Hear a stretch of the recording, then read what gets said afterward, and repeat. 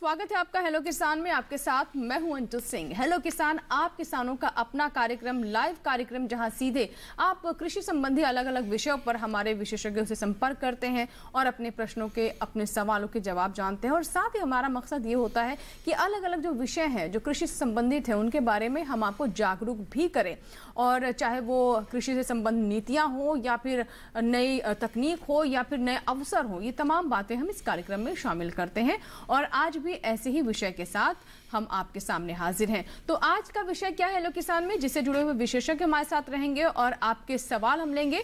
हमारा पहला विषय है खाद्य प्रसंस्करण, कृषि निर्यात नीति। जी हाँ, ये दो विषय है, खाद्य प्रसंस्करण, कृषि निर्यात नीति, जिससे जुड़े हुए प्रश्न आज हम कार्यक्रम में शामिल करेंगे और साथ ही इस पर हम विस्तार से चर्चा भी करेंगे। तो जान लीजिए हमारा टोल फ्री नंबर जिससे आप हमें कॉल कर सकते हैं 1800113060। दूसरा नंबर है 1800113061। नंबर आपको फिर से बता दें कि स्क्रीन पर लगातार फ्लैश होते रहेंगे, तो अगर आप अभी नोट नहीं भी कर पाए हैं तो आगे कार्यक्रम में इस नंबर को आप नोट कर लें और हमें कॉल करें, अपने प्रश्न हम तक पहुँचाएँ। तो हमेशा की तरह हमारे साथ दो मेहमान हैं, तो आपको हम बता दें, उनसे आपका परिचय करा दें। हमारे साथ हैं डॉक्टर वीके दुबे, आप प्रधान वैज्ञानिक हैं NCUI नई दिल्ली से आप हमारे पास आए हैं। बहुत बहुत स्वागत है आपका दुबे साहब।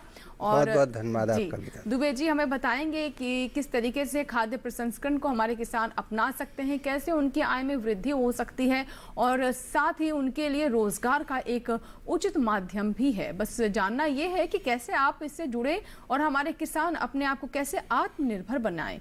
तो यही हमारा मकसद रहेगा पूरे कार्यक्रम में। आज हम खाद्य प्रसंस्करण पर विस्तार से हम आपको जानकारी देंगे।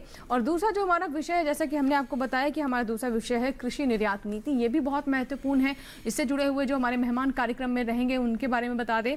हमारे साथ डॉक्टर रितेश शर्मा जी जुड़े हुए हैं, प्रधान वैज्ञानिक BEDF मोदीपुरम मेरठ उत्तर प्रदेश से। बहुत बहुत स्वागत है रितेश जी आपका भी कार्यक्रम में। तो आप हमें जी बिल्कुल, आप हमें कृषि निर्यात नीति के बारे में बताएंगे और इसके क्या क्या लाभ हैं, क्यों सरकार की तरफ से इस तरह का कदम उठाया गया है और कैसे हमारे किसानों के लिए एक बहुत बेहतर विकल्प है, कैसे हमारे किसान इससे अपनी आय में वृद्धि कर सकते हैं, जो कि हमारी सरकार का मकसद है लगातार कि किसानों की आय में वृद्धि हो, वो आत्मनिर्भर बने और 2022 तक जो हमारे सरकार का सपना है कि किसानों की आय दुगनी हो, उसमें इससे कैसे मदद मिल सकती है, इन सभी बिंदुओं पर हम विस्तार से चर्चा करेंगे। तो चलिए चर्चा की शुरुआत करते हैं। सबसे पहले मैं डॉक्टर दुबे आपसे समझना चाहूंगी, जैसे हमने खाद्य प्रसंस्करण के बारे में बताया कि ये हमारे किसानों को आत्मनिर्भर बनाएगा, उसे किसी के ऊपर निर्भर रहने की जरूरत नहीं है और उसके जो प्रोडक्ट्स हैं या फिर जो उसकी उपज है उसमें मूल्य संवर्धन भी होगा। तो कैसे? देखिए, सबसे बड़ी आवश्यकता ये है कि किसानों को जो वो लागत लगाते हैं उससे अच्छा लाभ कैसे मिले, ज़्यादा से ज़्यादा उस उत्पादन का उसको कैसे लाभ मिले, पैसा मिले। और ये चूँकि अभी देखते हैं कि किसान और युवा पीढ़ी खेती से दूर होती जा रही है, उसका कारण यही रहा कि जो लाभकारी खेती है, यानी खेती को अच्छा लाभ नहीं मिल पा रहा था, इसलिए लोग जो है हमारी युवा पीढ़ी दूर होती गई।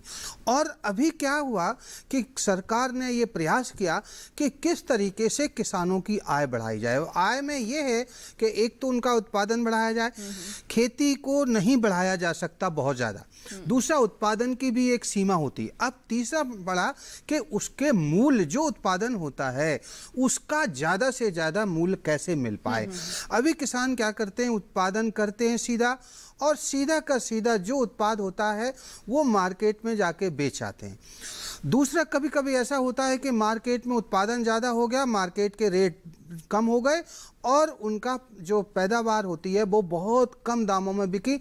और कभी कभी ऐसा होता है कि वो मार्केट में फेंक के चले आते हैं, जो उनका ले जाने का किराया भी है वो भी नहीं मिलता। अब इसको इस सरकार ने बड़ी बखूबी से इसको समझा और समझ के एक ऐसी योजना बनाई कि किसान अपने ही यहाँ किस तरीके से उनको नए रूप में, उसको हम संवर्धन कहते हैं, चाहे जैसे फल है, सब्जी है, अनाज है या मछली उत्पादन है, दूध है, जितने भी कृषि के उत्पाद हैं उसको नए रूप में बना दें और उसका जो लोग डायरेक्ट सीधे खाते हैं, जो कंज्यूमर खाते हैं, जो शहरों में जिसकी मांग है, उसके अनुसार उस उत्पाद को वो बना दें, जिससे जो लोग बीच में पैसा खा जाते हैं, जो बीच का पैसा वो किसानों की जेब में जाए, ये सबसे बड़ी मंशा रही। बिल्कुल।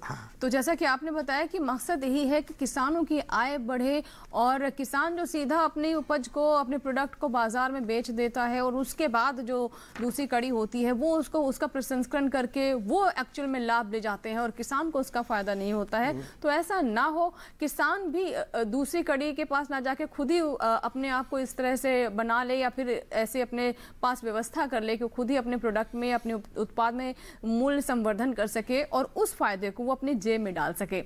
आगे बढ़े उससे पहले ये रिपोर्ट देखते हैं।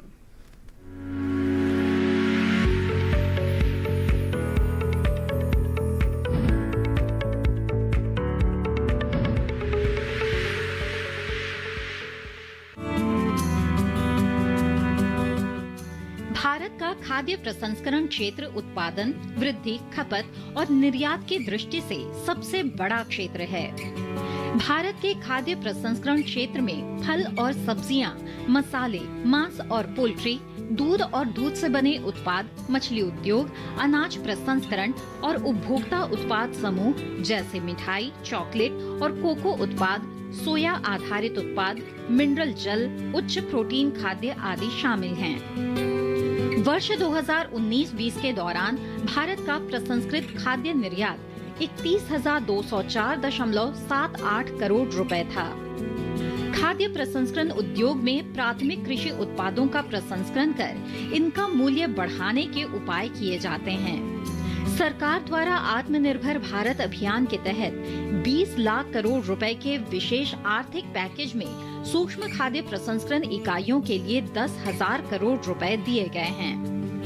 ये योजना प्रधानमंत्री की वैश्विक पहुंच के साथ स्वदेशी की आवाज की संकल्पना को बढ़ावा देती है। इस योजना का उद्देश्य सूक्ष्म खाद्य प्रसंस्करण इकाइयों के द्वारा वित्त अधिगम्यता में वृद्धि करना, लक्ष्य उद्यमों के राजस्व में बढ़ोतरी करना, खाद्य गुणवत्ता और सुरक्षा मानकों का अनुपालन करना और समर्थन प्रणालियों की क्षमता को सुदृढ़ बनाना है। इस योजना के जरिए भारत के लिए निर्यात के उन अवसरों को तलाशा जाएगा जो पूरी तरह खाद्य सुरक्षा और सेहत के साथ साथ जीवन शैली के साथ जुड़े हैं। इसके लिए क्लस्टर आधारित अप्रोच का उपयोग किया जाएगा। इसके लिए बिहार का मखाना, जम्मू कश्मीर में केसर, यूपी में आम, पूर्वोत्तर में बैम्बू आदि के विकास और निर्यात का लक्ष्य रखा गया है। इस स्कीम के जरिए 2 लाख लघु खाद्य उद्यमों को मदद मिलेगी।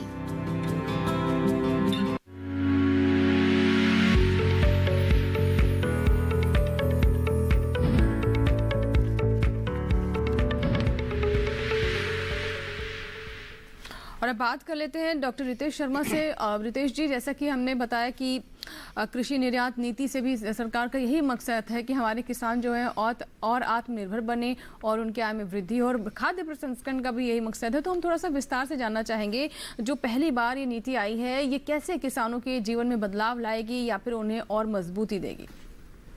देखिए, जिस तरह से आप देख रहे हैं कि हिंदुस्तान में, आज़ाद हिंदुस्तान में पहली बार कृषि निर्यात नीति बनी है। एक्सपोर्ट पॉलिसी तो पहले भी थी, लेकिन एग्रीकल्चर के लिए ये स्पेसिफिक है।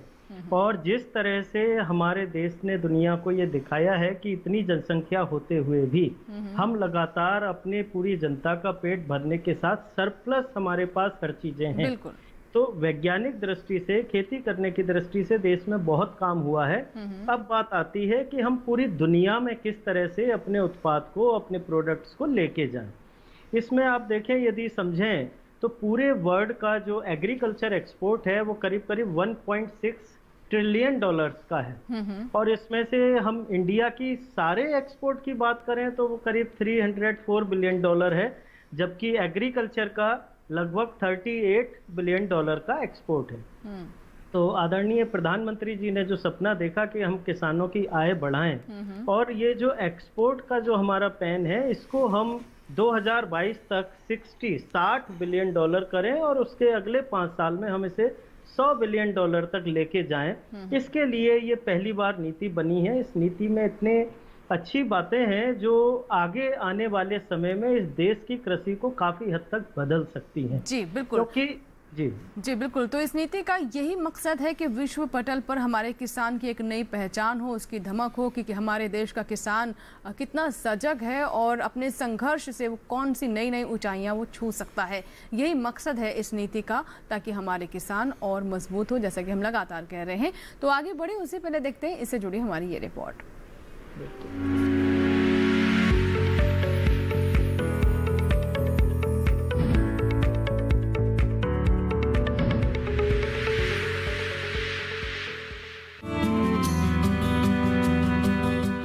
आत्मनिर्भर भारत का लक्ष्य पाने के लिए कृषि क्षेत्र का आत्मनिर्भर होना जरूरी है। इसके लिए विदेशी मुद्रा अर्जित करने के साथ ही कृषि निर्यात को बढ़ावा दिया जाना जरूरी है।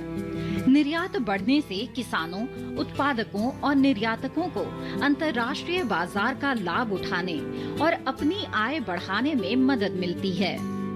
निर्यात से खेती का रकबा बढ़ाने और कृषि उत्पादन बढ़ाने में भी मदद मिली है। कृषि निर्यात नीति के माध्यम से कृषि उत्पादों के निर्यात को प्रोत्साहन मिलता है, जो 2022 तक किसानों की आय दुगना करने के सरकार के लक्ष्य को हासिल करने में बड़ी भूमिका निभाएगी। कृषि निर्यात नीति का मुख्य उद्देश्य 2022 तक कृषि निर्यात को $60 अरब तक पहुंचाना है।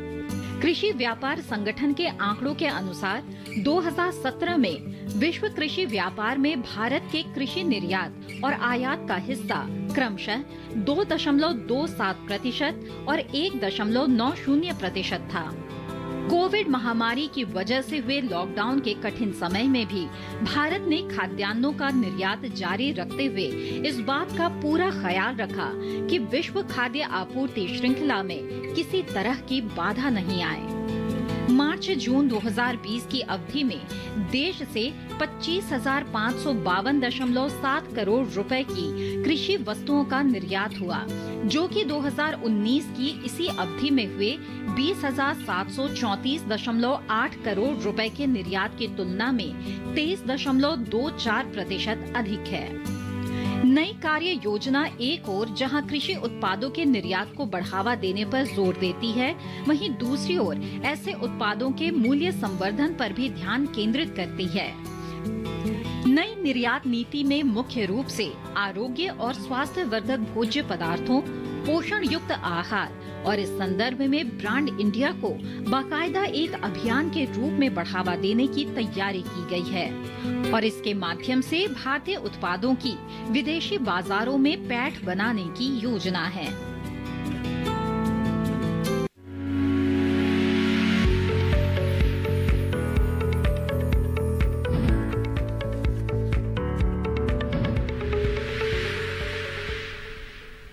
और डॉक्टर दुबे जी से बात कर लेते हैं खाद्य प्रसंस्करण पर। डॉक्टर दुबे, खाद्य प्रसंस्करण थोड़ा हमारे जो किसान हैं जो हमें देख रहे हैं इस वक्त, सरल से सरल भाषा में कैसे समझे? जैसे उनके पास आम है और आंवला है, कुछ सब्जियां हैं, तो प्रसंस्करण से क्या मतलब? देखिए, जो उत्पादन होता है उसका स्वरूप बदल देना, उसको ऐसे रूप में लेना जिस रूप में लोग बाग थोड़ा सा रख के भी खा सकते हैं या बहुत सारी नई चीज़ें बना देना। अब दो प्रश्न आते हैं कि एक तो किसान अकेले काम करे, अपने उत्पादन को करे, और एक में काम जो सब लोग किसान मिल के करें, समूह बना के। तो जो हमारा अभी का अनुभव बता रहा, जो हम एक्सपेरिमेंट करते हैं, जो हमारे रूरल एरिया में, गांव में हमारे प्रयोग चल रहे हैं, उसको बताते हैं कि जब किसान लोग सब मिल के काम करते हैं तो उस इकाई का MSME, marginal small and medium जो इंटरप्राइज है, यानी उद्योग है, छोटे, बहुत छोटे, फिर उससे बड़े, फिर मीडियम, ये उद्योग जो है गांव में लगाए जा सकते हैं। और गांव में सब मिलके, जो भी गांव वाले हैं वो किसान प्लस युवक जो पढ़े लिखे हैं उनका बेरोजगारी का भी रोजगार गांव में ही मिलेगा। ये छोटे छोटे उद्योग, और अभी सरकार ने 10,000 करोड़ रुपया इन छोटे छोटे उद्योगों के लिए ही रखा है कि ये छोटे छोटे गांव में किसान लगाएं और करें। अब कैसे लगा सकते हैं इसके बारे में बताना चाहता हूं किसान भाइयों को। किसान भाइयों 2-3 ऑर्गेनाइजेशन हैं जो बना सकते हैं। एक तो किसान ग्रुप बना सकते हैं, दूसरा जो हमारे सेल्फ हेल्प ग्रुप बना सकते हैं जिनको स्वयं सहायता समूह का, ये अनरजिस्टर्ड, इनका कहीं रजिस्ट्रेशन नहीं होता, लेकिन अगर अच्छा क्रेडिबिलिटी है तो इसका माल भी अच्छा मार्केट में आता है। लेकिन दूसरी जिनकी जो एक लीगल आइडेंटिटी होती है वो एफपीओ, फार्मर्स प्रोड्यूसर्स ऑर्गेनाइजेशन, और दूसरा कोऑपरेटिव सोसाइटी। 2 एक्ट हैं भारत में जिसमें हम कोई उद्योग शुरू कर सकते हैं। एक तो कंपनी एक्ट है जो 1956 का था, 13 में संशोधन हुआ। दूसरा है कोऑपरेटिव एक्ट। ये दोनों ही औद्योगिक यानी बिजनेस कर सकते हैं, इनकम मतलब कोई उद्योग लगा सकते हैं। तो एफपीओ जो फार्मर्स प्रोड्यूसर्स ऑर्गेनाइजेशन है, ये कंपनी एक्ट में रजिस्टर्ड होते हैं। 10 लोग कोई भी मिल करके इसको रजिस्टर्ड करवा सकते हैं, कोई इसमें कठिनाई नहीं। आपके हर जिले में आपके नाबार्ड है, नाबार्ड के उसके ऑफिसर रहते हैं। दूसरा जो जिला एडमिनिस्ट्रेशन है, तीसरा एसएफएसी जो दिल्ली में है, आप इसकी वेबसाइट खोलेंगे। चौथा national cooperative of union of India है, हम अगर हमसे हमारी वेबसाइट खोलेंगे। और दूसरा हम लोग प्रशिक्षण इनके, हम मेनली भारतीय राष्ट्रीय सहकारी संघ इस पे बराबर प्रशिक्षण करती रहती है। तो हमारा कहने का मतलब है ये रजिस्टर्ड करवाने के बाद फिर जो है वो अपना काम शुरू करें। कैसे करेंगे मैं अभी आपको, ठीक है। तो ये हमारे किसान सुनिश्चित कर लें, इस पर अपना विचार कर लें कि किस तरीके से इसकी शुरुआत करनी है। और ख़ास तौर पर युवाओं से यहाँ पर बहुत ज़्यादा अपेक्षा है कि वो खाद्य प्रसंस्करण की चेन से जुड़ें, और जो उनमें एक होड़ सी रहती है या फिर क्या मजबूरी रहती है कि उन्हें अपना गांव छोड़कर शहरों की तरफ पलायन करना पड़ता है काम के लिए, वो स्थिति ना आए। अपने आप को अपने गांव में ही आत्मनिर्भर बना सके, रोजगार उनके लिए वहां पर पैदा हो सके। इसमें खाद्य प्रसंस्करण की भूमिका बहुत महत्वपूर्ण है। आगे हम इस पर विस्तार से और बात करेंगे। फिलहाल वक्त एक छोटे से ब्रेक का।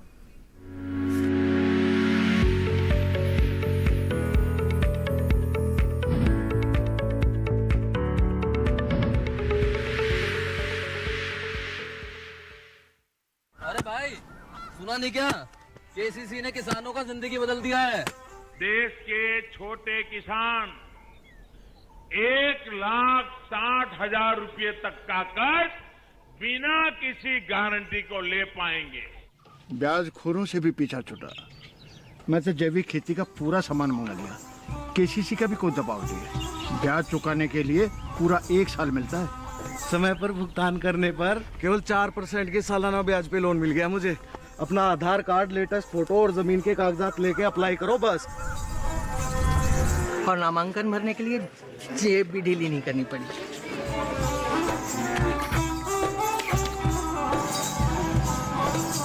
चाचा, उधार चुकाने के 24 घंटे के बाद उतने ही पैसे वापस निकाल सकते हैं। केसीसी ने किसानों की जिंदगी वाकई बदल दी है। तो आप भी किसान क्रेडिट कार्ड अपनाएं और सहजता से ऋण पाएं।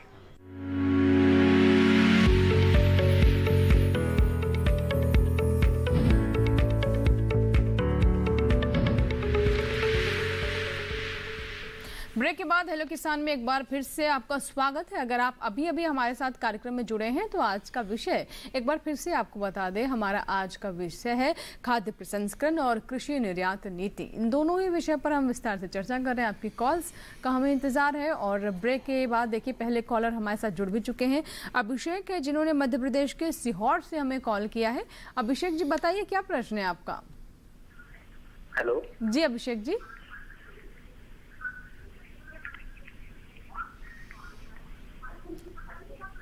अभिषेक जी अपना प्रश्न बताइए।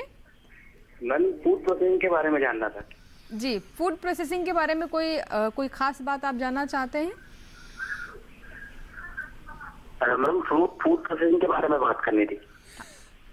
सर पूछना चाहते हैं। हाँ अभिषेक जी बताइए, कौन सी चीज में आप प्रसंस्करण करना चाहते हैं, किसका प्रोसेसिंग करना चाहते हैं? फल है, सब्जी है, अनाज है? जो सोयाबीन और गेहूं का ज्यादा उत्पाद है। हाँ, सोयाबीन और गेहूं में देखिए, सोयाबीन के बहुत सारे प्रोडक्ट आपके मार्केट में मिलते हैं।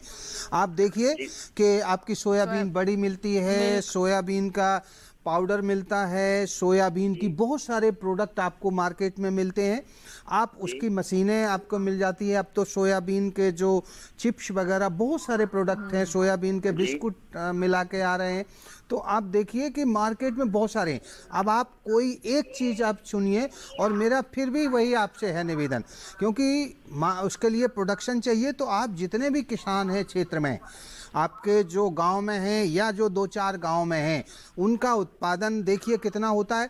एक प्रोजेक्ट बनाइए, और प्रोजेक्ट बना करके कितना उत्पादन होगा, कितनी मशीन आपकी वो करेगी, और आप फिर अपने गांव में ही लगाइए। और फिर उसकी मार्केटिंग और ब्रांडिंग देखिए। आप प्रशिक्षण भी ले लीजिए, जो काम करना चाहते हैं। बिना प्रशिक्षण के शुरू करेंगे तो आपको कठिनाइयाँ होंगी। उसका टिन नंबर कहाँ से आएगा, लाइसेंस कहाँ से मिलेगा, आपके जीएसटी कैसे भरेंगे, बहुत सारी चीज़ें होती हैं कि आपको जो उसके एडमिनिस्ट्रेशन से संबंधित, तो प्रेस बनाएंगे कैसे, उसके कैसे बेचेंगे, पैकिंग कैसे होगी, कहाँ कहाँ जा सकते, ये सारी एक प्रक्रिया होती है। तो इसको पहले समझ के, और एक सभी लोग मिलके, किसान लोग मिल करके, चाहे एफपीओ बना लें, इसमें भी सरकार मदद कर रही है, फार्मर्स प्रोड्यूसर्स ऑर्गेनाइजेशन, ये कंपनी एक्ट में रजिस्टर्ड होता है। चाहे कोऑपरेटिव बना लीजिए, कोऑपरेटिव भी आपके ज़िले में भी रजिस्टर्ड हो सकती है, स्टेट में अगर आपके एक ही ज़िले के, और ये केंद्र में भी रजिस्टर्ड हो सकती है multi state cooperative society act में। इसको आप देख लीजिए, और पहले जहाँ जहाँ प्रोडक्ट हैं वहाँ घूम के, और एक प्रशिक्षण के लिए आप ले लीजिए। उसके बाद आप ये शुरू करिए। जो भी मदद आप होगी, national cooperative union of India NCUI की वेबसाइट खोलेंगे।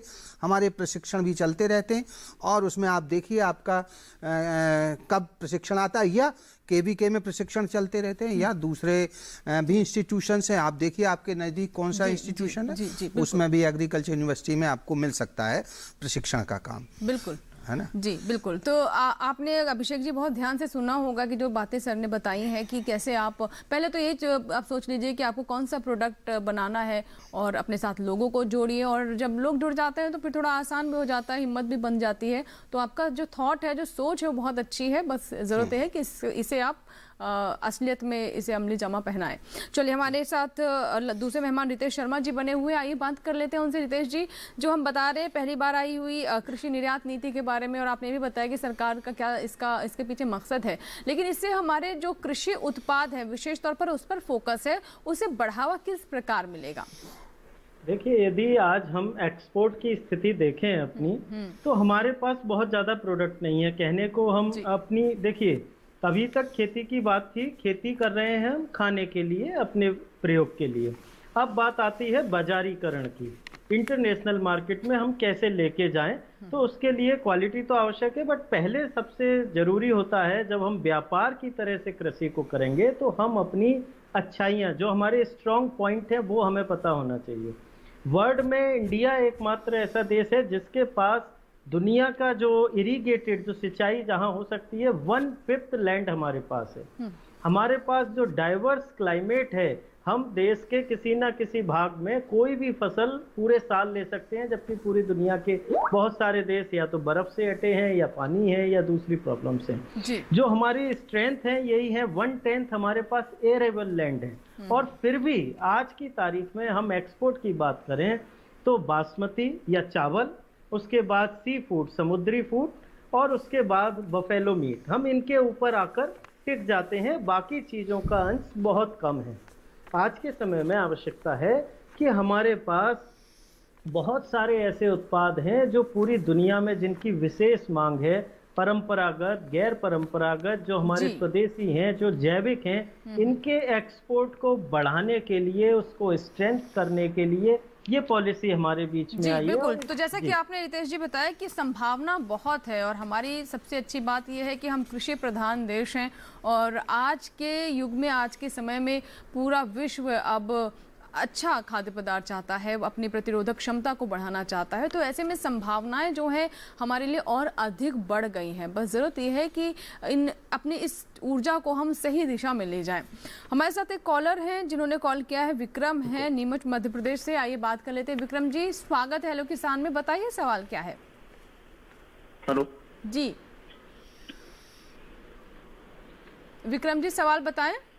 मैम, मैं जानना चाहता हूँ कि जैसे अपने ये इसका मूंगफली का तेल निकालने के लिए अपने को इसमें ये करना है जी, प्लांट लगाने की सोच रहे हैं, तो क्या क्या रहेगा प्रोसेस उसका और कितना टाइम लगेगा और उसका क्या कॉस्ट आएगा प्लांट बिठाने के लिए, मतलब छोटा यूनिट जैसे अपने आसपास के गाँव के लिए ठीक है, छोटा सा यूनिट लगाएं। विक्रम जी, बहुत अच्छी सोच है आपकी। हाँ विक्रम जी, देखिए आप इसमें बहुत बड़ी टेक्नोलॉजी नहीं है। इसके जो मशीनरी है आपको इजली आपके ज़िला लेवल पे भी आपको मिल जाएगी। अब प्रश्न ये उठता है कि एक आप इसका मूंगफली का ऑयल निकाल के इसको सीधा बेचना चाहते हैं या अपनी स्वयं भी सभी लोग मिलके कोई पैकिंग या कोई उसका उसकी प्रोसेस करके उसको क्लीन करके उसको पैकिंग करके आप बेचना चाहते हैं, या फिर सीधा सीधा जहाँ पर इसके डालडा की बहुत बड़ी बड़ी फैक्ट्रियाँ उनको सीधा आप बेचना चाहते हैं। तो आप ये कर लीजिए, अगर छोटी यूनिट है तो आपको यही होगा कि आप सीधा ही बेचेंगे किसी बड़े फैक्ट्री वाले को जहाँ डालडा वगैरह वेजिटेबल ऑयल बनता है या जहाँ पर दूसरे प्रोडक्ट बनते हैं। तो आप जिला में एक जिला उद्योग अधिकारी होता है, डिस्ट्रिक्ट डेवलपमेंट ऑफिसर होता है, तो उनसे आप मिलिए तो आपको जो सब्सिडी मिलेगी आप समझ लीजिए वो स्टेट से मिलती है और ज़िले से ही वो फॉर्म भर के वहाँ से आपको मिल जाएगी। और इसमें बहुत ज़्यादा इन्वेस्टमेंट आपका नहीं है। अगर छोटी यूनिट है तो मैं समझता हूँ 1-1.5 लाख में आपका ये बन जाएगा। तो ये जो है आप जिला उद्योग अधिकारी होते हैं, हर डिस्ट्रिक्ट में एक होते हैं, आप उनसे संपर्क करिए। जो छोटे छोटे उद्योग लगाते हैं वो आपको गाइड करेंगे। और आप अगर फिर भी कोई दिक्कत है तो आप भारतीय राष्ट्रीय सहकारी संघ को आप लिखिए। हम जो भी जिस जिले में आप होंगे जहाँ से अधिकारी संपर्क होगा हम उससे आपको अप्रोच करवा के मदद करेंगे। जी, हम बात कर रहे थे, हमारे साथ नितेश जी हैं। हम बात कर रहे हैं कृषि निर्यात नीति के ऊपर। तो नितेश जी, अब ये बताइए कि जैसा कि आपने बताया कि इसके मुख्य बिंदु क्या है, लेकिन अगर हम भारत की संभावनाओं को समझने की कोशिश करें तो किन प्रोडक्ट्स में हमारी संभावनाएं ज़्यादा हैं? क्योंकि आपने खुद बताया कि जैसे जो हमारा सी फूड है, इसके अलावा बासमती है, इसका तो हम जानते ही हैं, लेकिन इसके अलावा और कहाँ कहाँ संभावनाएँ हैं जिसको और बढ़ाने के ऊपर हम प्रयास कर सकते हैं? देखिए, आज का जो आपने विषय लिया है ना, वो इस तरह का ही लिया है कि फूड प्रोसेसिंग इसके साथ है। हमारे देश में फल और सब्जी 30% तक खराब हो जाते हैं। बिल्कुल। हमारे पास इंफ्रास्ट्रक्चर नहीं है या हम उसको प्रोसेस नहीं कर पा रहे या भेज नहीं पा रहे। ये सबसे बड़ा सेक्टर है। दूसरे, अभी हमारे पास सेक्टर की कोई कमी नहीं है। अभी हम पल्सेस में भी बहुत आगे हैं। हम देखिए, बहुत सारी चीजों में 1 नंबर के प्रोड्यूसर हैं। चावल भले ही हम 2nd नंबर के उत्पादक हैं, लेकिन केला है, दूध है, बहुत सारे ऐसे प्रोडक्ट हैं अच्छी स्थिति में हैं। जी हाँ, जिनमें हम बहुत स्ट्रांग स्थिति में हैं। और यदि हमारे पास इंफ्रास्ट्रक्चर हो, हम उस तरह से सोचें, अपनी सोच को बदलें, तो हम ये कर सकते हैं। और इस पॉलिसी में यही खासियत है। और इस पॉलिसी की सबसे बड़ी बात जो है, जो आज तक हमारे देश में नहीं भी था, कि गवर्नमेंट एज ए होल, अभी क्या होता था, कॉमर्स मिनिस्ट्री का काम है वो एक्सपोर्ट बढ़ाएगी, एग्रीकल्चर का काम है वो प्रोडक्शन को बढ़ाएगी। यहाँ पर हर मिनिस्ट्री, हर स्टेट गवर्नमेंट शामिल है, एक कमेटी है, वो पूरा मॉनिटर करती है। और जो इंटेलिजेंस की बात आपने कहा था ना, इंटेलिजेंस के लिए इतना बड़ा सिस्टम है। पहली बार देश में ऐसा है कि हमारे बहुत सारे कंट्रीज में जो एम्बेसी हैं, वहाँ पर नोडल ऑफिसर्स की नियुक्ति की गई है जो वहाँ उस देश की रिक्वायरमेंट्स को देखें। देखिए, अब कंपटीशन का समय है। अब हमें प्रोडक्शन भी ऐसे करना है कि कॉस्ट इफेक्टिव भी हो, क्योंकि पूरी दुनिया का जब हम एग्रीकल्चर पैन देखते हैं तो हमारे यहाँ के रेट बहुत चीजों के अच्छे हैं दुनिया से, दूसरी जगह सस्ते हैं। तो हमें कुछ वैल्यू एडिशन करना है। वैल्यू एडिशन बहुत जरूरी है। सीरियल प्रिपरेशन हैं, दूसरी प्रिपरेशन हैं, पैक्ड मटेरियल है।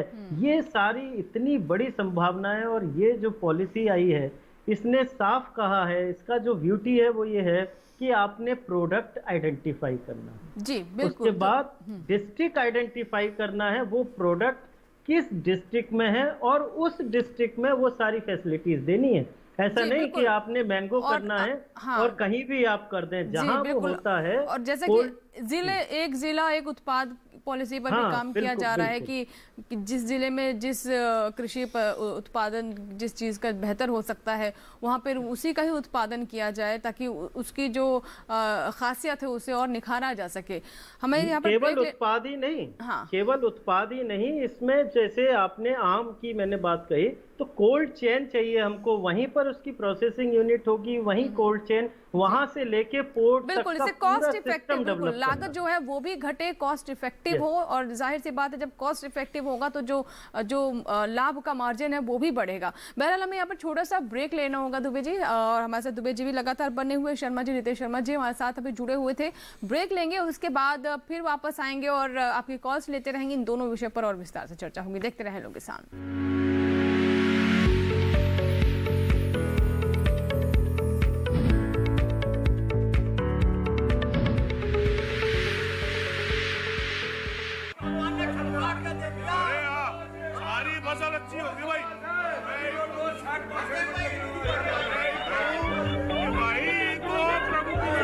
और अब एक जरूरी सूचना, देश के कुछ राज्यों में किसानों द्वारा बड़े पैमाने पर पराली जलाने से आसमान में धुंध छा गई है। लाखों लोगों को सांस लेने में तकलीफ हो रही है।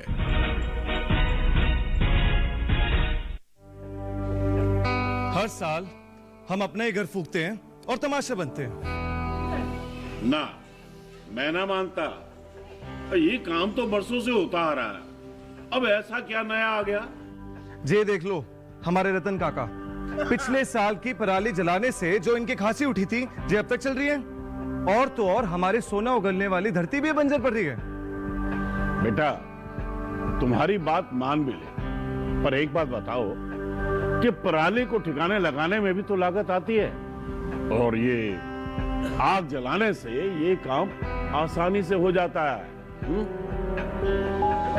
काका ये बात ना रही, हम कह रहे हैं, देखो मेरे पास कुछ मशीनों की तस्वीरें भी हैं, मैं तुम्हें दिखाता हूं। ये देखो, ये है हैप्पी सीडर, ये है मल्चर, ये है जीरो टिल ड्रिल, ये है स्ट्रॉ चॉपर, ये है रिवर्सिबल मोल्ड बोर्ड प्लॉ और ये है रोटावेटर।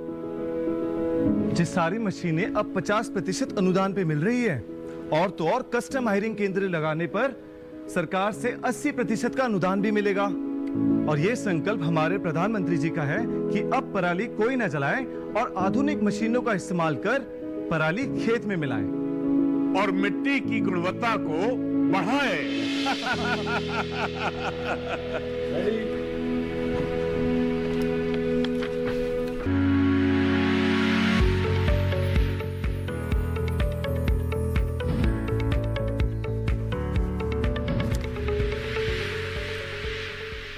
ब्रेक के बाद हेलो किसान में एक बार फिर आपका स्वागत है। हम बात करें खाद्य प्रसंस्करण के बारे में और साथ ही हमारा आज का दूसरा विषय है कृषि निर्यात नीति। दोनों पर ही हम चर्चा कर रहे हैं और एक कॉलर इस बीच हमारे साथ जुड़े हैं, मिट्ठू लाल हैं, जिन्होंने चित्तौड़गढ़ राजस्थान से हमें कॉल किया है।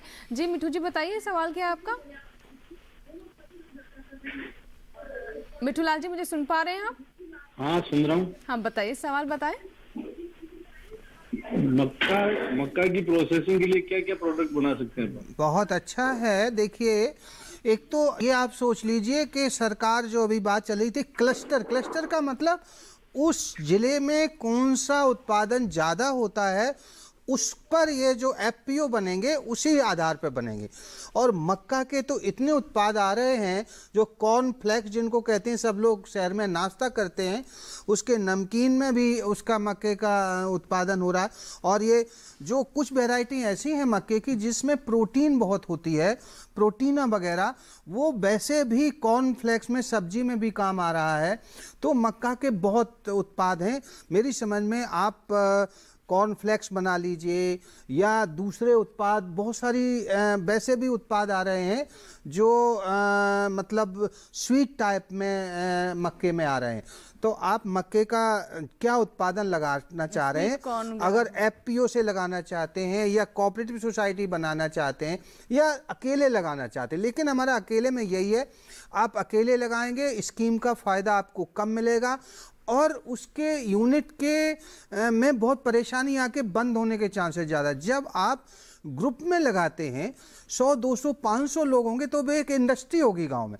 इंडस्ट्री जब होगी तो आपके साथ साथ सभी को फ़ायदा मिलेगा। आपके जो यूथ्स हैं, जो पढ़े लिखे बच्चे हैं, वो आपके मशीनें चलाने में, मशीनें संभालने में, मार्केट करने में सबसे बड़ी दिक्कत है। उत्पादन प्रॉब्लम नहीं इतनी होती है, जब उसको बेचने में तो कहाँ बिकेगा, गाँव में तो बिकेगा नहीं, ये बड़े बड़े शहरों में बिकेगा, उनको मार्केट कौन करेगा, वहाँ तक मार्केट ढूंढेगा क्या। तो जो बच्चे हैं आपके ग्रेजुएशन है, बीटेक है, वो एमबीए हैं, वो उसके मार्केट ढूंढेंगे कंप्यूटर पे, और कैसी डिजाइन वो पैकिंग की, कहाँ का मिलेगा, लाइसेंस कहाँ बनेगा, आपके उसका टिन नंबर कहाँ मिलेगा, ये सारी चीजें जब एक इंडस्ट्रीज के रूप में आएंगी तो न केवल आपको लाभ होगा, जितने आपके आसपास के गांव का है उनको लाभ होगा, और सारे लोग फिर मक्का का अच्छी क्वालिटी का उत्पादन करेंगे, साइंटिफिक रूप से उत्पादन करेंगे और उसको लाभ और आपका ज्यादा बढ़ेगा। जी हमें ये भी बताइए डॉक्टर दुबे कि हम ये भी जानते हैं कि सरकार कुछ एक प्रोडक्ट्स को और प्रोत्साहित करने के लिए अनुदान भी दे रही है।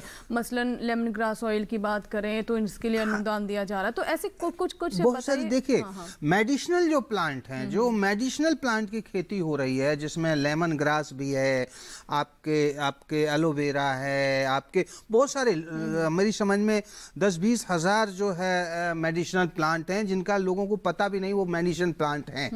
तो उनमें बहुत ज़्यादा संभावना है। लेकिन एक सफ़ेद मूसली है, लेकिन एक बात सभी लोग किसान भाई सुन लें, यदि अकेले करेंगे बहुत संभावना कठिनाई होगी, कोई मार्केट नहीं मिलेगा, कोई लेने वाला नहीं आएगा। यदि यही ग्रुप में करेंगे और ये तो आपको किसान का ग्रुप बनाएंगे या फिर आपको एफपीओ बनाएंगे तो आपको मार्केट जो लोग इसकी दवा बनाते हैं वो आपके गांव में ही खरीद लेंगे। और क्यों नहीं, आप सफ़ेद मूसली बनाते हैं तो क्यों नहीं उसकी दवा भी वहीं गांव में बनाने के लिए आप कर लेंगे। या आपका जो नींबू लेमन ग्रास है उसका ऑयल भी निकाल लेंगे और ऑयल निकाल के पैक करके बेचेंगे। बहुत सारे फ्लावर हैं, कैलेंडुला वगैरह है, इनकी सब पेस्टिसाइड या मच्छर मारने की दवा में काम आता है, तो लोग इसको जानते नहीं है और उसकी हम ऑयल निकाल करके पैकिंग करके वही दवा, क्योंकि आपकी एक कंपनी होगी, आपका एक कोऑपरेटिव होगी तो एक ब्रांड बन जाएगा, ब्रांड के नाम से आपका बिकेगा, तो जो लाभ है वो आपका कई गुना बढ़ जाएगा। यही उद्देश्य सरकार का है और यही उद्देश्य पूरे सभी लोग चाहते हैं, किसानों का लाभ बढ़े तो सारे यूथ और आप सब मिलकर के गांव में ही और सबको रोजगार मिले, अच्छा लाभ मिले और अच्छा आर्थिक और सामाजिक विकास हो। बिल्कुल, हमारे साथ रितेश जी हैं, आइए बात कर लेते हैं। रितेश जी, हम जो बात कर रहे हैं कृषि निर्यात नीति के बारे में, तो इसमें आपसे अब ये समझना चाहेंगे कि जो प्रोडक्शन के लेवल की हम बात करें, यानी किस तरीके से उत्पादन बढ़े, जिन चीज़ों को हम कह सकते हैं कि हम ज़्यादा उसका हम निर्यात कर सकते हैं, तो उनका प्रोडक्शन किस तरीके से बढ़ाया जाएगा? क्या इसके लिए भी किसी तरह की पॉलिसी है या फिर हमारे किसानों को सीधा हम इस नीति से जोड़ सकें, उसको लेकर कोई अनुदान भी दिया जा रहा है उन्हें प्रोत्साहित करने के लिए?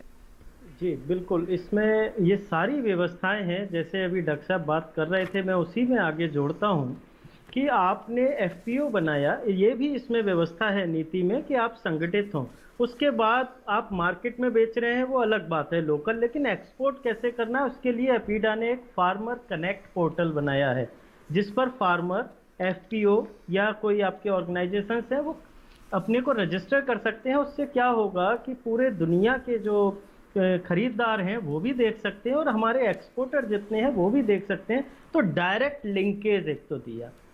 सेकंड इसमें दिया इंफ्रास्ट्रक्चर, जो सबसे आवश्यक है। जैसे आपने मक्के की बात अभी हमारे पिछले किसान भाई ने उठाई थी कि हम प्रोसेसिंग करें, आप कैनिंग कर रहे हैं, आप बेबी कॉर्न उगा रहे हैं और उसको सीधे आपके यहाँ से और एक्सपोर्ट हमें करना है, तो उसके लिए जो आपको ट्रांसपोर्टेशन की सिस्टम है वो उसकी व्यवस्था भी इसमें है। आप यदि छोटी सी भी यूनिट लगाइए एफपीओ है और आप उसको बड़ा करना चाहते हैं, उसमें जो क्योंकि ये व्यापार है, आपको समझना होगा कि जो भी प्रोडक्ट आप दे रहे हैं वो कौन देश लेता है और उसको क्या क्वालिटी चाहिए और उसमें हम क्या क्या काम आगे करना है, तो उसके लिए इंफ्रास्ट्रक्चर चाहिए, हर कोई नहीं कर सकता। वो इंफ्रास्ट्रक्चर देने की सारी व्यवस्था इसके अंदर है, ट्रांसपोर्टेशन की है, कोल्ड चेन पूरी डेवलप करने की बात है, रेफ्रिजरेशन वैन्स हैं जो आप अपने खेत से लेके, इसकी मेन आधार ही यही है कि खेत से बाजार तक और नॉट ओनली इंडिया, पूरे वर्ल्ड के बाजार तक हम अपने प्रोड्यूस को ले जाएं। और उसी कड़ी में आप देख रहे हैं जैसे सरकार ने, क्योंकि ये पॉलिसी बनाए हुए थोड़ा सा टाइम हो गया, तो उसको कैसे इम्प्लीमेंट कर रही है, अलग से किसान रेल निकाली जिसमें किसान का माल आपके गांव से, आपके शहर से स्टेशन आके और वहां से सीधे दूर से दूर पोर्ट तक पहुंचाया जा सके। इसी के साथ कार्गो इंडिया, कार्गो वैन अलग से फार्मर्स के लिए, वो भी इसमें प्रावधान है। और इसमें बहुत सारी चीजें ऐसी हैं जो अब तक हमने सोची भी नहीं थी, वो प्रोसेसिंग की चीजें डायरेक्ट किसान को, उनके ग्रुप को और राज्य सरकारों को उपलब्ध। रितेश जी, एक ऐसे हमारे दर्शक हैं जिन्होंने हमें ईमेल किया है और उनका सवाल भी हमारे कृषि निर्यात नीति से जुड़ा हुआ है। रामलाल जी हैं जिन्होंने हरियाणा से में ईमेल किया है, ये जानना चाहते हैं कृषि निर्यात नीति का फायदा कौन कौन से किसान उठा सकते हैं। देखिए, कृषि निर्यात नीति सिर्फ फार्मर्स के लिए ही है, और क्योंकि फार्मर को फायदा नहीं होगा तो एक्सपोर्टर एक्सपोर्ट नहीं कर सकता जब तक फार्मर उसको उगा नहीं पाएगा। बिल्कुल सही तो सभी किसान उगा सकते हैं। हाँ, इसमें इनका प्रश्न ये हो सकता है मनसा कि सीधे डायरेक्ट उनको कैसे फायदा मिल सकता है, उसके लिए मैं इनको बता दूं, यदि ये अपने यहाँ कोई क्रॉप, कोई प्रोडक्ट अपना आइडेंटिफाई कराते हैं, चाहे वो प्रोसेस्ड है चाहे जो भी है, तो उसके लिए जो जो साधन इनको चाहिए वो मिलेंगे। दूसरी बात जो आपने भी पिछले प्रश्न में पूछा और इससे जुड़ी हुई है कि प्रोडक्शन में हम क्या हेल्प करें, इसमें पूरा R&D का पूरा सिस्टम है, हर यूनिवर्सिटीज को शामिल किया, इंस्टीट्यूशन है कि हमें पैकेजिंग से लेके, हमें प्रोडक्शन से लेके प्री हार्वेस्ट और पोस्ट हार्वेस्ट दोनों तरह की रिसर्च, दोनों तरह की फैसिलिटी, ये सारी इसमें है।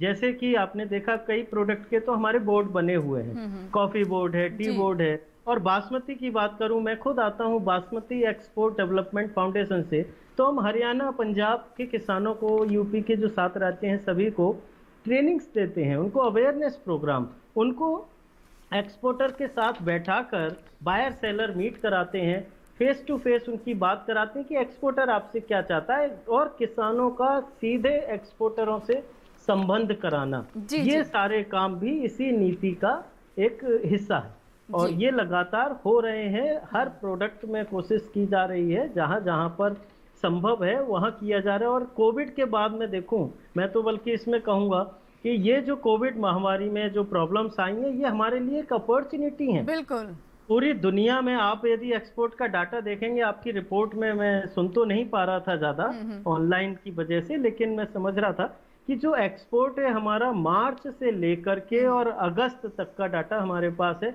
वो बढ़ा है। मीट जैसे चीज कम हुए हैं, लेकिन राइस तो बहुत बढ़ा है। और ओवरऑल एक्सपोर्ट भी हमारा इस पीरियड में काफी बड़ा, मतलब ऐसी स्थिति में भी एग्रीकल्चर एक सेक्टर है जहां पूरी दुनिया की निगाह, हर व्यक्ति की निगाह एग्रीकल्चर सेक्टर के ऊपर है, और एग्रीकल्चर सेक्टर के पास अपॉर्चुनिटी है। इस नीति के से सहयोग लेकर, इसका फायदा उठाकर हम आगे बढ़ सकते हैं। जी बिल्कुल। एक हमारे साथ कॉलर हैं जिन्होंने कॉल किया है, पुणे से आरपी पाटिल जी हैं फोन लाइन पर। जी पाटिल साहब, बताइए सवाल क्या है आपका। हेलो जी, आरती पाटिल हैं। जी आरती जी बताइए। जी नमस्कार जी, आरती जी बताइए सवाल क्या है आपका। मैडम जी, अभी सर जी उन्होंने कहा लेमन ग्रास और एलोवेरा के बारे में बता रहे थे, तो हम पुणे में रहते हैं, लेकिन हमारी खेती जलगांव में, और बहुत सारे किसान को मैं ये बोल रही हूँ लेकिन वो सुनते नहीं। तो मैं और एक मध्य प्रदेश के एक इंदौर कंपनी के वो साहब है, तो वो इन्वेस्ट करना चाहते हैं हमारी खेती में, और लेमन ग्रास और खसखस, ऑयल निकालने का प्लांट करने वाले हैं, तो ज्यादा किसान नहीं, हम 2 ही बनेंगे फिर। तो अगर हमें ये ऑयल इंटरनेशनल मार्केट में बेचना होगा तो हम बेच सकते हैं क्या मैडम? हाँ बिल्कुल आप बेच सकते हैं, लेकिन एक देखिए, एक एपीडा है, ये दिल्ली में 3 इंस्टीट्यूशनल एरिया में एपीडा आप डालेंगी तो वो आपको उस पर कंप्यूटर पे आ जाएगा। वैसे ये हौज खास में बिल्डिंग है, ये दूर जहाँ पर ये दूरदर्शन का केंद्र है उसके पास में ही है, और वो से आप संपर्क करके वो क्वालिटी आपकी वो करेंगे और एक्सपोर्ट कराने में आपकी मदद करेगी। वो भारत सरकार की इसीलिए वो संस्था है कि एग्रीकल्चर एक्सपोर्ट जो है वो करवाने में वो मदद करें, क्वालिटी वो करें। तो आप लेकिन आप ये तो देखिए कि आपका क्वांटिटी कितनी है, क्वांटम कितना है। अब आप थोड़ा बहुत करेंगे तो वो एक ग्रुप बनाएंगे, वो ग्रुप के साथ आपको जोड़ देंगे जो उसी तरीके के प्रोडक्ट एक्सपोर्ट करते हैं, तो उस ग्रुप में आप मिल जाएंगे और उस ग्रुप के साथ वो एक्सपोर्ट की आपकी सारी प्लानिंग करवा देंगे। इनकी समस्या भी यही कहते हैं कि अन्य किसानों को ये इसके लिए बनाना चाहती हैं कि वो लोग भी इससे जुड़ें और ये काम करें, लेकिन वो मान नहीं रहे हैं। तो अगर ये करना चाहती हैं तो एपीडा के माध्यम से, हाँ एपीडा के माध्यम से ये आप उनसे जुड़ें और उसके साथ आप ये करिए कि पहले आप खुद फायदा करके दिखाइए। दूसरा ये है कि आप अकेला उसका लेमन ग्रास के साथ साथ आप वहाँ पर देखिए मधुमक्खी पालन का भी करिए, मधुमक्खी के पालन के साथ शहद निकाल के वो पैकिंग करिए, क्योंकि जिससे आपकी फ़ायदा बढ़ जाए।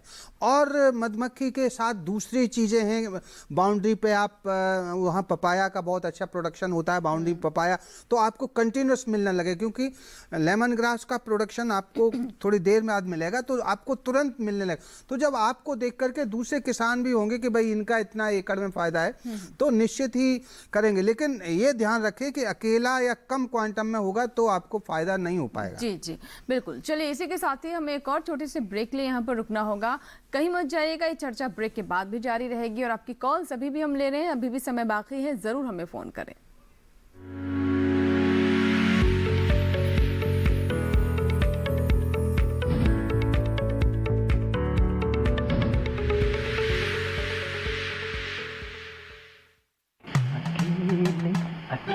अरे वाह भैया, अकेले अकेले।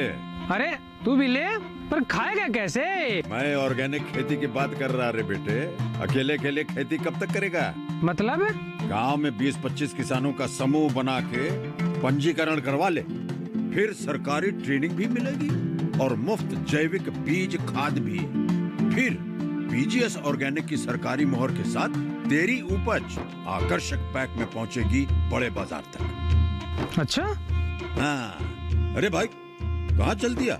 सबको साथ लाने, आमदनी बढ़ाने। तो किसान भाई समझ गए ना, साथ मिलकर ऑर्गेनिक खेती कीजिए, अपनी परंपरा को आगे बढ़ाइए, ज्यादा मुनाफा कमाइए। माटी से प्रेम की परंपरा है परंपरागत खेती।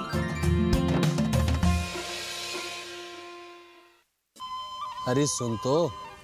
मुझे क्या सुनाना चाहते हो? जो सुनाओ मेरी सौतन को। किसको? अरे वही तुम्हारा मोबाइल फोन जिससे सुबह शाम दिन रात चिपके रहते थे और कहते थे किसान कॉल सेंटर से बातें हो रही हैं। अच्छा ये बात है। हाँ क्यों, क्या हुआ?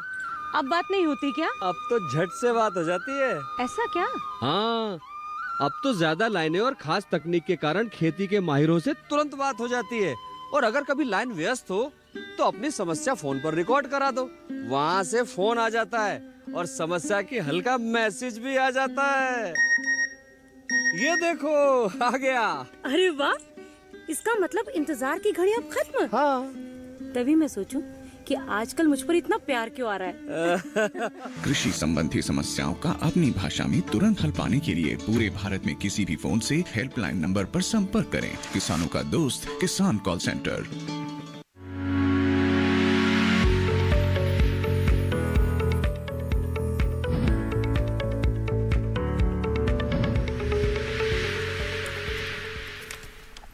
और हम बात कर रहे हैं आज खाद्य प्रसंस्करण के बारे में और कृषि निर्यात नीति पर। हमारे साथ दुबे जी भी हैं कार्यक्रम में, जो कि खाद्य प्रसंस्करण के बारे में बता रहे हैं, और डॉक्टर रितेश शर्मा हैं जो कि हमें कृषि निर्यात नीति पर जानकारी दे रहे हैं। रितेश जी, मैं आपसे समझना चाहूँगी, जब हम ये भी कृषि निर्यात नीति या एक्सपोर्ट इन सब चीज़ों के बारे में बात करते हैं जो कि है किसानों के लिए, कि किसानों को फ़ायदा पहुँचे, लेकिन किसान थोड़ा सा इनको लेकर बहुत रिजिड हो जाता है, या फिर समझे कि वो समझता है कि बहुत दूर की कौड़ी है, ये हमारे लिए नहीं है, शायद बड़े बड़े किसानों के लिए। तो थोड़ा सा ये बताएं कि कैसे हर किसान इससे जुड़ सकता है, कैसे इसे सभी के लिए एक तरीके से समझा जाए है ये।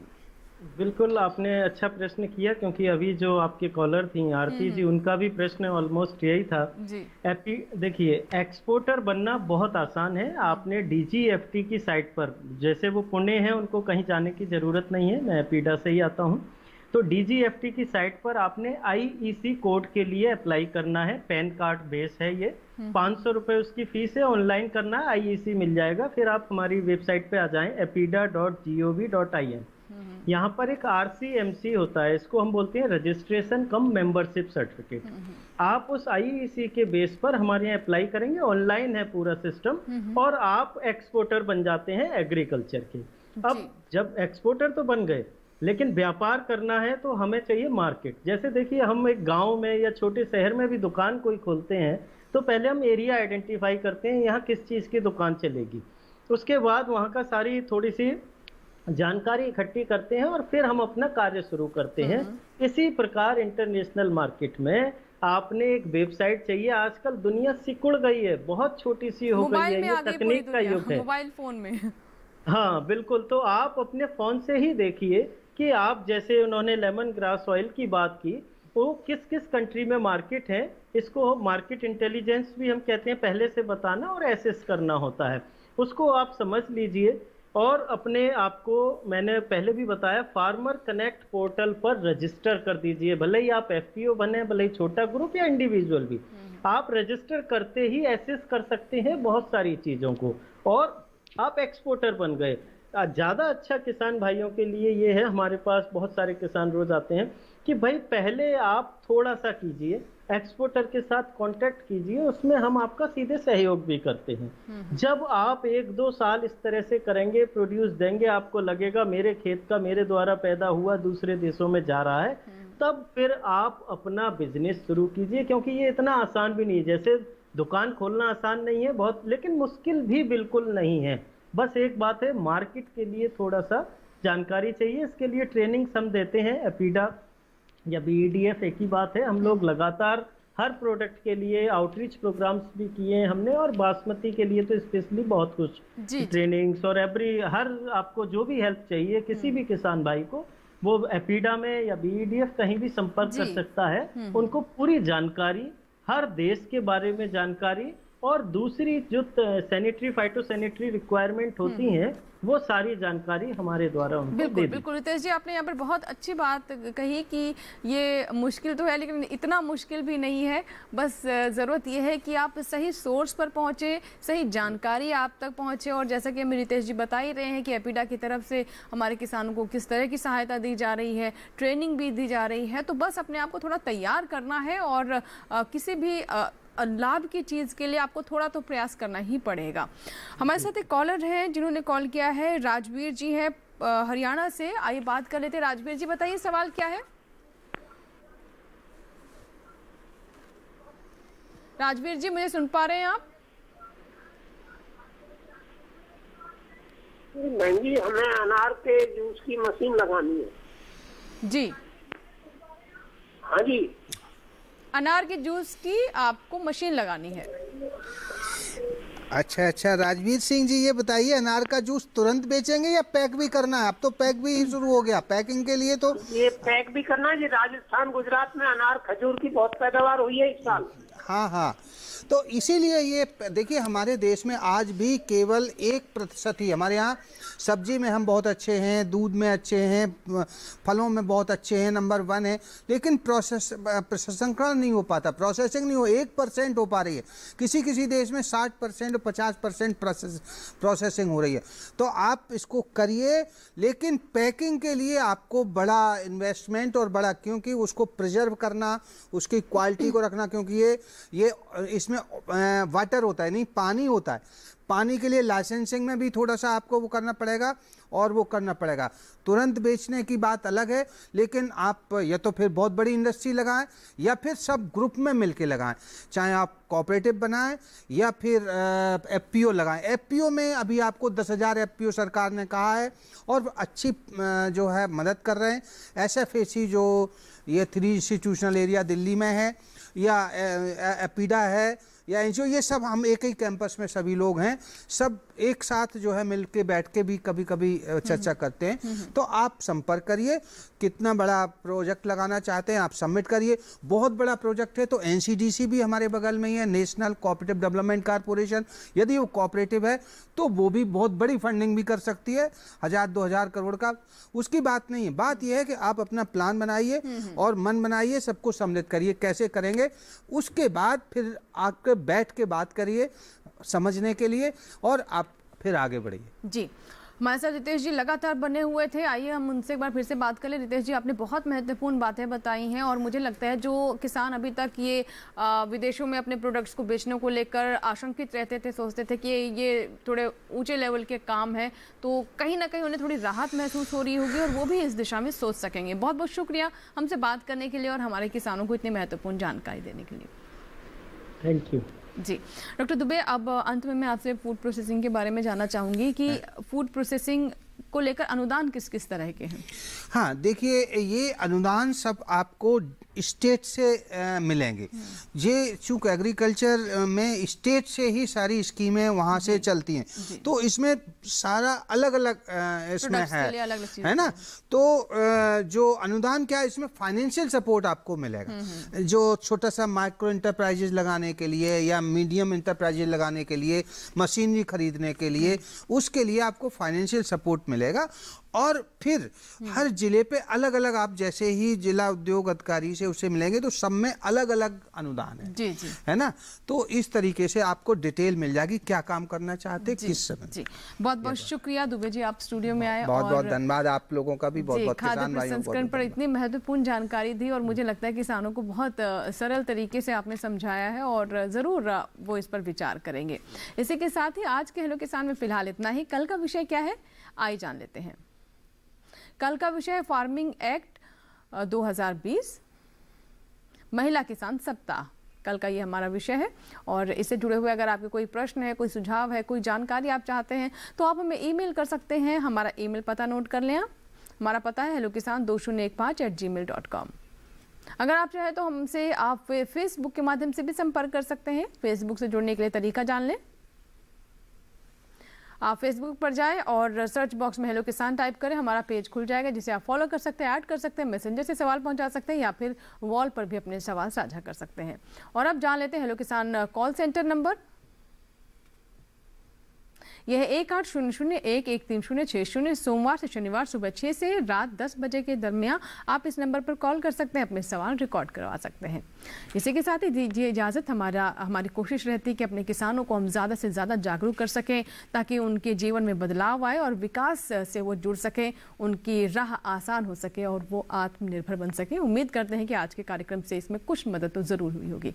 फिलहाल दीजिए इजाज़त। नए विषय के साथ फिर होंगे कल हाजिर। नमस्कार।